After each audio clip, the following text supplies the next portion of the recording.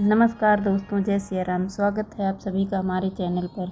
दोस्तों, आज मैं आप लोगों के समक्ष एक कहानी लेकर उपस्थित हुई हूँ। कहानी का शीर्षक है सच्चा वैरागी।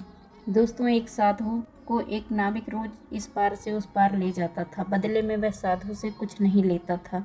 नाविक सरल था, पढ़ा लिखा तो नहीं पर समझ की कमी नहीं थी। साधु रास्ते में ज्ञान की बातें कहते, कभी भगवान की सर्वव्यापकता बताते और कभी अर्थ सहित श्रीमद् भगवत गीता के श्लोक सुनाते। नाविक मछुआरा बड़े ध्यान से सुनता और बाबा की बात हृदय में बैठा लेता। एक दिन उस पार उतरने पर साधु नाविक को कुटिया में ले गए और बोले, वत्स, मैं पहले व्यापारी था, धन तो कमाया था पर अपने परिवार को आपदा से नहीं बचा पाया। अब ये धन मेरे किसी काम का नहीं, तुम ले लो, तुम्हारा जीवन संवर जाएगा, तुम्हारे परिवार का भी भला हो जाएगा। नाविक बोला, नहीं बाबा जी, मैं ये धन नहीं ले सकता।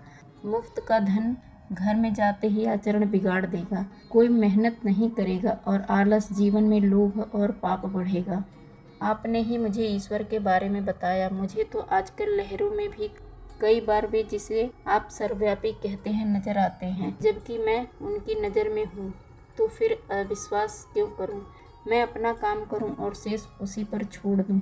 प्रसंग तो समाप्त हो गया, पर एक सवाल छोड़ गया। इन दोनों पात्रों में साधु कौन था? एक वह था जिसने दुख आया तो भगवा पहना, संन्यास लिया, धर्म ग्रंथों का अध्ययन किया, याद किया और समझाने लायक स्थिति में भी आ गया, फिर भी धन की ममता नहीं छोड़ पाया, सुपात्र की तलाश करता रहा।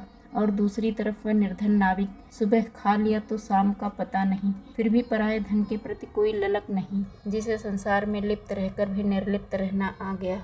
भगवा नहीं पहना, संन्यास नहीं लिया, पर उसका ईश्वरीय सत्ता में विश्वास जम गया। श्रीमद् भगवत गीता के श्लोक को न केवल समझा बल्कि उन्हें व्यवहारिक जीवन में कैसे उतारना है ये सीख गया और पल भर में सांसारिक संपदा के मोह को ठुकरा गया। मन को संतुलित करना ही वास्तविक साधना है। दोस्तों, कहानी अच्छी लगी हो तो लाइक करें, चैनल को सब्सक्राइब जरूर करें। धन्यवाद दोस्तों, जय श्री राम।